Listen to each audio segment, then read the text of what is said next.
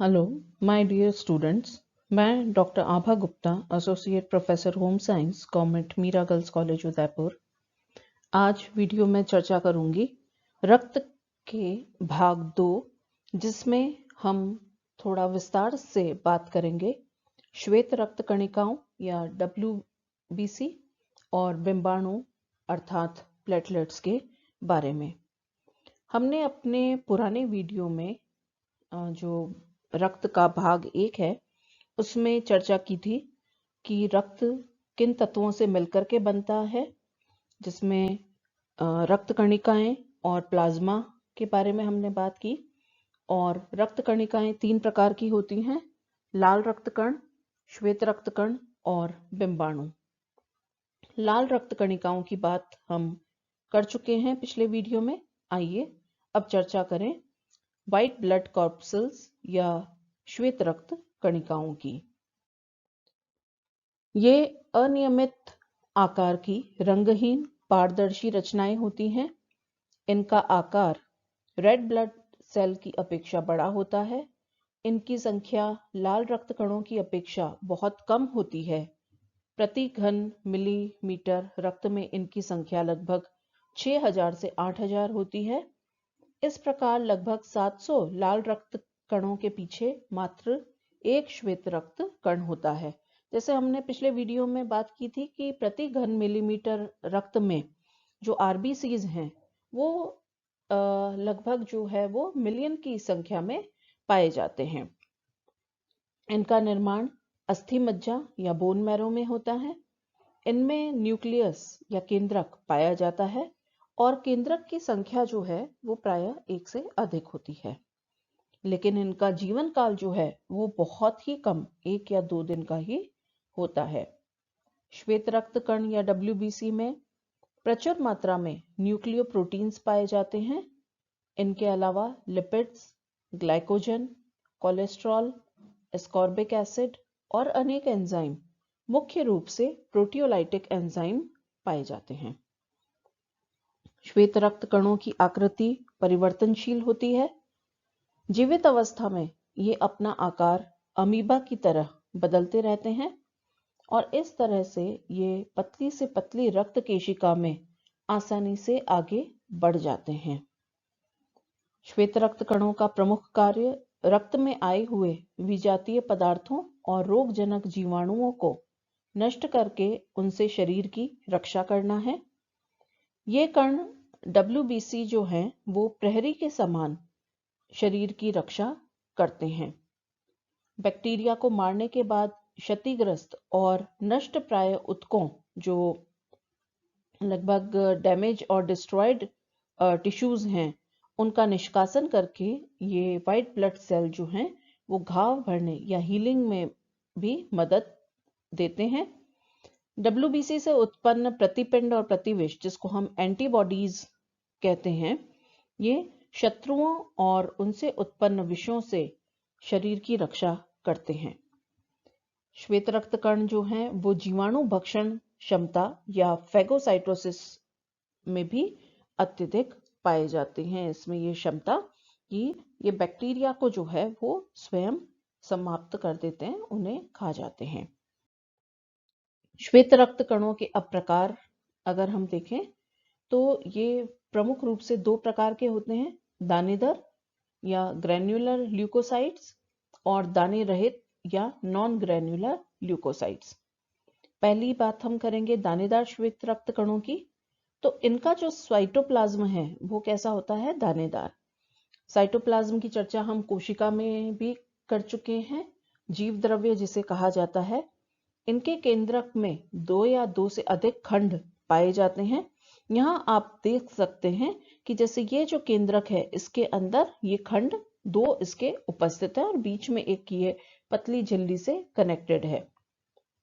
इनकी उत्पत्ति अस्थि मज्जा के विशिष्ट सेल से होती है जिसे माइलोब्लास्ट कहते हैं और स्टेनिंग गुण के आधार पर इन्हें 3 भागों में दानेदार जो ल्यूकोसाइट्स हैं या श्वेत रक्त कणिकाएं हैं, इनको हम 3 भागों में बांट सकते हैं: न्यूट्रोफिल, इओसिनोफिल और बेसोफिल। यहाँ आप जो है वो देख सकते हैं कि ये अलग अलग संरचनाएं हैं इसकी वाइट ब्लड कॉर्पसेल्स की। तो जो न्यूट्रोफिल हैं, इनके दाने बहुत ही सूक्ष्म होते हैं, इन पर समान रूप से रंग चढ़ता है और इनका जो साइटोप्लाज्म या जो जीव द्रव्य है वो पारदर्शक होता है, लेकिन इनका केंद्र जो है वो 2 से 5 खंडों में बटा हुआ रहता है। अब इओसिनोफिल, इन पर लाल अम्लीय रंग चढ़ता है और इनके दाने खुरदुरे और मोटे होते हैं। केंद्रक के 2 खंड होते हैं। इसी तरीके से हम चर्चा करें तीसरे प्रकार बेसोफिल की। इनका आकार जो है वो थोड़ा सा कुछ छोटा होता है और इन पर केवल क्षारीय रंग चढ़ता है और इनके दाने भी मोटे मोटे से होते हैं। इनका रंग नीला होता है और केंद्रक में खंडों की संख्या जो है वो 2 से 3 होती है। दूसरा प्रकार है दाने रहित श्वेत कण, या जिनको हम नॉन ग्रैन्युलर ल्यूकोसाइट्स कहते हैं। इनका साइटोप्लाज्म जो है वो दाने रहित होता है और ये 2 प्रकार के होते हैं।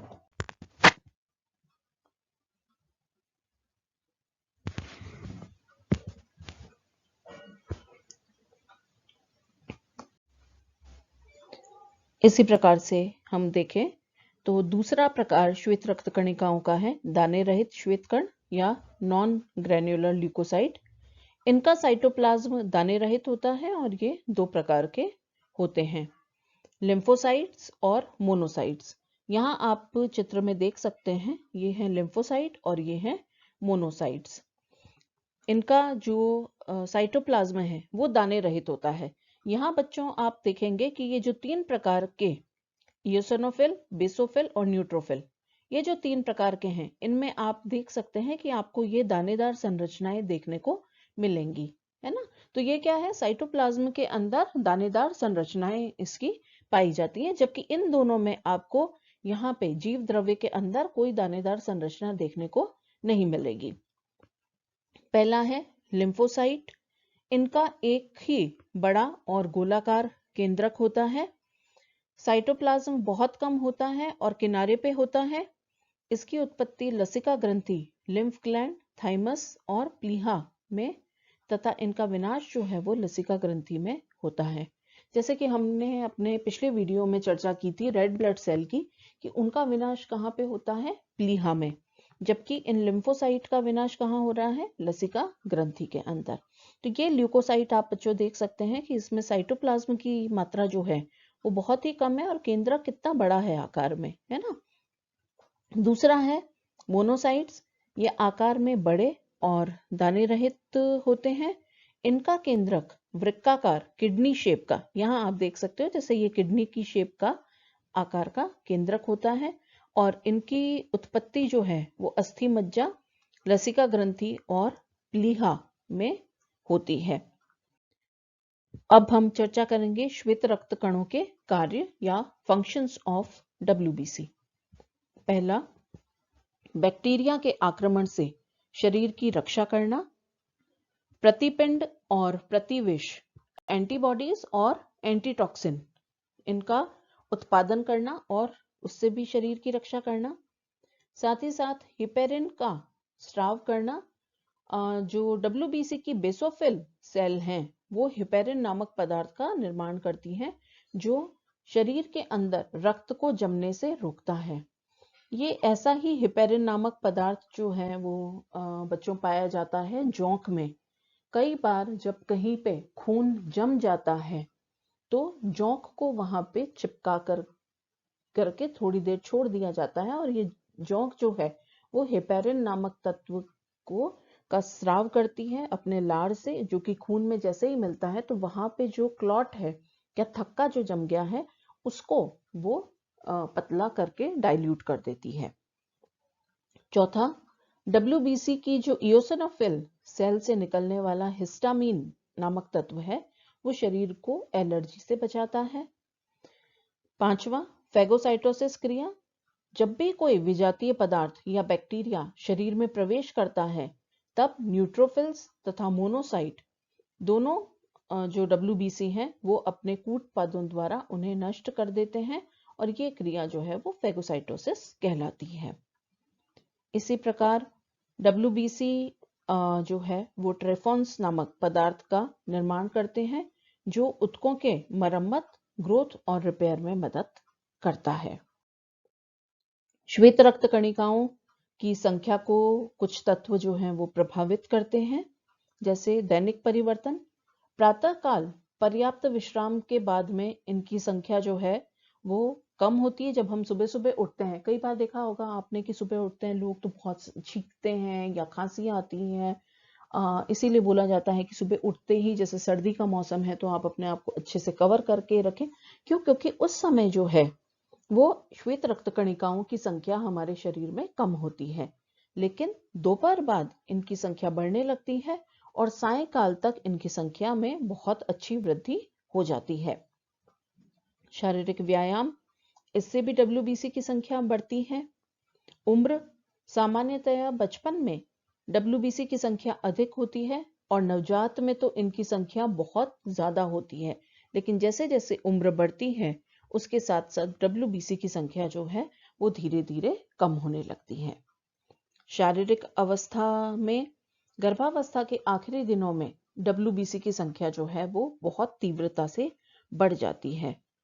इसी प्रकार एड्रेनलिन के इंजेक्शन जो हैं वो भी श्वेत रक्त कणिकाओं की संख्या को बढ़ाने में सहायता करते हैं। संक्रमण और शल्य क्रिया से भी जो है वो WBC की संख्या में परिवर्तन आता है। रोग या बीमारी, त्वचा संबंधी रोग और अस्थमा में भी WBC की इओसिनोफिल नामक जो सेल हैं की संख्या बढ़ जाती है। आहारहीनता की स्थिति में WBC की संख्या कम हो जाती है। कुछ रसायनों का प्रयोग जैसे बेंजीन सल्फोमाइड जो है वो WBC की संख्या को कम करते हैं। इसी प्रकार से कुछ स्थितियां जैसे कि बहुत गुस्सा या आवेश, डर, दर्द आदि की स्थिति में भी व्हाइट ब्लड सेल या श्वेत रक्त कणिकाओं की संख्या बढ़ जाती है।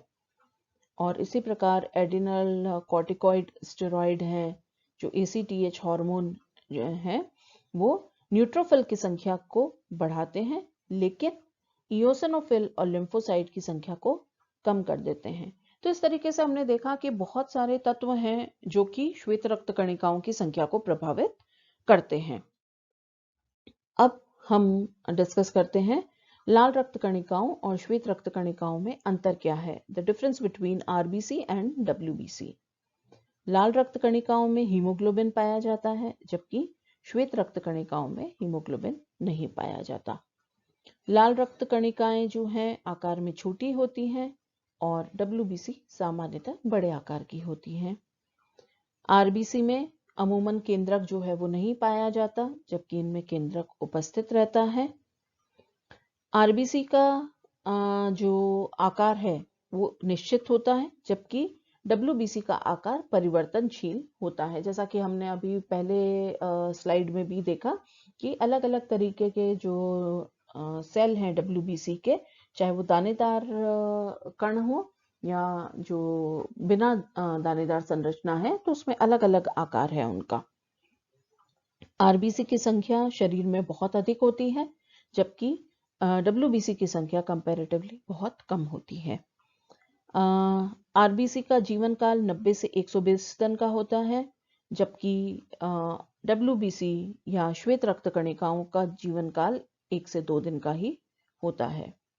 इसी प्रकार जो RBC हैं उनका एक ही प्रकार पाया जाता है, जबकि WBC के कई प्रकार होते हैं, जो कि हमने पिछली स्लाइड में चर्चा की उनके बारे में। जो RBC हैं ये ऑक्सीजन और कार्बन डाइऑक्साइड का परिवहन का कार्य करते हैं, अर्थात सेल और टिश्यूज को ऑक्सीजन देते हैं और उनसे कार्बन डाइऑक्साइड वापस ग्रहण करके जो है वो लिवर में प्योर होने के लिए और लंग्स में या हमारे फेफड़ों में प्योरिफिकेशन के लिए या शुद्धिकरण के लिए ले आते हैं। जबकि जो WBC हैं व्हाइट ब्लड सेल, ये सिर्फ ऑक्सीजन का परिवहन करते हैं, साथ ही साथ में रक्षात्मक कार्य भी करते हैं। तो ये हमने बच्चों चर्चा की श्वेत रक्त कणिकाओं के बारे में। आइए अब हम बात करें प्लेटलेट्स या बिंबाणु, जिनको कि थ्रोम्बोसाइट्स भी कहा जाता है। यहाँ आप देख सकते हैं कि ये लाल रक्त कणिकाओं के बीच में आपको एक विशेष प्रकार की संरचना दिखाई देगी। ये सब जो है वो क्या है, बिंबाणु या प्लेटलेट्स। ये गोलाकार या अंडाकार उभयतल रचना के होते हैं। इनकी संख्या WBC से 50 गुना ज्यादा होती है। ये RBC से आकार में थोड़े छोटे होते हैं और इनका जो निर्माण है वो भी अस्थि मज्जा या बोन मैरो में ही होता है और इनका भी विनाश प्लीहा में या स्प्लीन के अंदर होता है। ये रक्त को जमने में सहायता प्रदान करते हैं और इनका औसत व्यास 2.5 म्यून होता है। ये एक झिल्ली के द्वारा घिरे रहते हैं और इनका जो औसत जीवन काल है वो 5 से 9 दिन का होता है। इनको जब स्टेनिंग करके माइक्रोस्कोप या सूक्ष्मदर्शी यंत्र से देखा जाता है तो कुछ इसमें भाग जो हैं वो स्पष्ट दिखाई देते हैं। पहला हाइलोमियर, ये स्वच्छ आधार पदार्थ है और बहुत कम स्टेन जो है वो लेता है। इसकी आप संरचना यहाँ पे देख सकते हैं कि ये बहुत सी चिकना सा पदार्थ यहाँ पे हाइलोमियर एक त्वचा के रूप में पाया जाता है। और क्रोमेटोमियर, ये इसका मध्य भाग है जो थोड़ा सा गहरा कलर पकड़ता है। विशेषताएं और कार्य, इसमें पानी की सतह से चिपकने का गुण होता है। ये शीघ्रता और आसानी से ही गुच्छा बना लेते हैं रक्त का। ये थ्रोम्बोप्लास्टिन का स्राव करते हैं जो कि रक्त जमने में सहायता करता है और प्रोथ्रोम्बिन को थ्रोम्बिन में बदल देता है। अब हम जब अपना नेक्स्ट वीडियो देखेंगे तो उसमें हम चर्चा करेंगे किस प्रकार से रक्त का थक्का बनता है या रक्त जमने की प्रक्रिया कैसे होती है। बच्चों, जैसे कि रक्त का तरल रहना अति आवश्यक है। हमारी विभिन्न जो आर्टरीज हैं या वेन्स हैं, जो कि वाहिनियां हैं, रक्त वाहिनियां हैं या धमनियां हैं जिसमें रक्त प्रवाहित होता रहता है 24 घंटे, उसके लिए रक्त का तरल होना या लिक्विड फॉर्म में होना अत्यंत आवश्यक है। लेकिन साथ ही साथ में रक्त का जमने की प्रक्रिया का भी शरीर में होना आवश्यक है, क्योंकि मान लीजिए कहीं भी टूट फूट हुई या शरीर में कहीं चोट लग गई तो ऐसे स्थान पर अगर रक्त का थक्का नहीं बन पाया तो बराबर रक्त जो है वो शरीर से बाहर निकलता रहेगा। तो रक्त का जमना भी जो है एक आवश्यक प्रक्रिया है और ये प्रक्रिया में कौन सहायता करता है, प्लेटलेट्स या बिंबाणु।